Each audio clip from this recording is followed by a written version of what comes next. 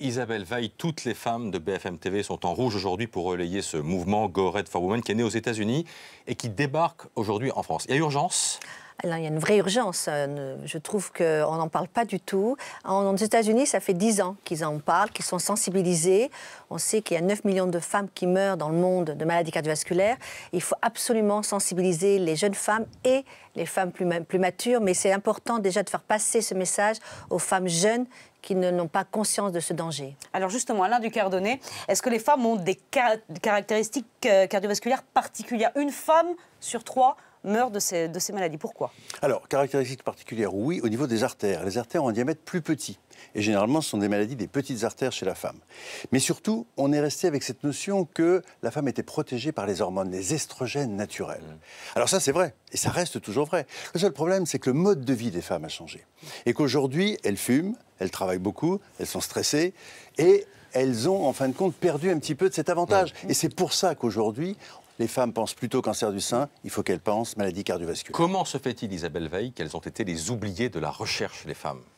Alors ça, c'est une injustice terrible. C'est une injustice terrible. Alors quand on fait une étude épidémiologique, il faut savoir que dans une cohorte, pour une étude, il y a 80% d'hommes et 20% de femmes. Ouais. Donc imaginez quand on sort les résultats, eh bien c'est pour 80% d'hommes et 20% de femmes. Donc eh bien, il n'y a pas du tout de vrais résultats pour les femmes. C'est pour ça qu'effectivement nous lançons cette étude épidémiologique à partir d'aujourd'hui, donc qui est 100% de femmes. Mais les signes cliniques sont les mêmes chez les hommes que pour les femmes?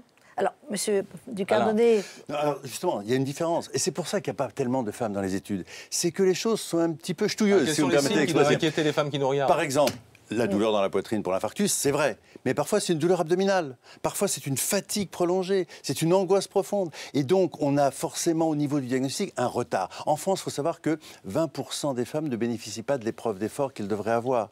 Et quand on a un infarctus, elles ont moins de traitement, elles sont moins dilatées au niveau de leur coronaire que les hommes. Donc il y a un vrai retard, mais c'est un retard qui est dans la tête, qui est dans notre stratégie, et c'est cela qu'il faut modifier, tant pour les patientes, tant pour les femmes, que pour les médecins. Pourquoi, Isabelle Veil, il n'y a pas eu encore d'études significatives sur les femmes et sur ce problème? Alors, écoutez, je ne sais pas. Pour tout vous dire, je ne comprends pas. Aux États-Unis, ça fait 10 ans qu'ils ont pris ce problème à bras-le-corps. Ils ont lancé cette étude épidémiologique il y a 10 ans. Ils se sont aperçus justement que c'était un vrai fléau, que c'était un tueur silencieux chez les femmes. Donc, ils ont sensibilisé, parce que c'est vraiment un problème de sensibilisation et de prévention. Chose que l'on sait faire avec l'association, puisqu'on a depuis maintenant 6 ans travaillé sur l'arrêt cardiaque. On a fait de la prévention, de la sensibilisation aux gestes de premier secours et qu'on a de très bons résultats. Donc, je pense que aujourd'hui, on va faire cette étude. À la fin de l'année, on sortira les résultats. On saura quel est l'état, je veux dire, de la France sur les maladies cardiovasculaires chez la femme. Et là, on va travailler. Mais dites-moi, il ne faut quand même pas inquiéter outre mesure les femmes qui nous regardent. Ah, surtout pas. Voilà. En plus, il suffit juste d'enlever peut-être une mauvaise habitude, c'est-à-dire peut-être pas fumer, être moins sédentaire. Ouais. Donc c'est pas quelque chose de très grave dans la vie. Comme pour nous finalement. C'est pas du tout pour vous. Comme pour nous, les hommes et femmes. Voilà. Le site goredforwomen.fr pour participer donc à cette étude épidémiologique en ligne. Voilà, le site internet s'affiche sur votre écran. Les résultats, vous l'avez dit, seront publiés à la fin de l'année. On en parlera, puisque c'est notre fil rouge, aujourd'hui sur BFM TV à 9h avec le professeur Gilles Montalesco, chargé des soins intensifs à l'Institut de cardiologie de l'hôpital de la Pitié-Salpêtrière.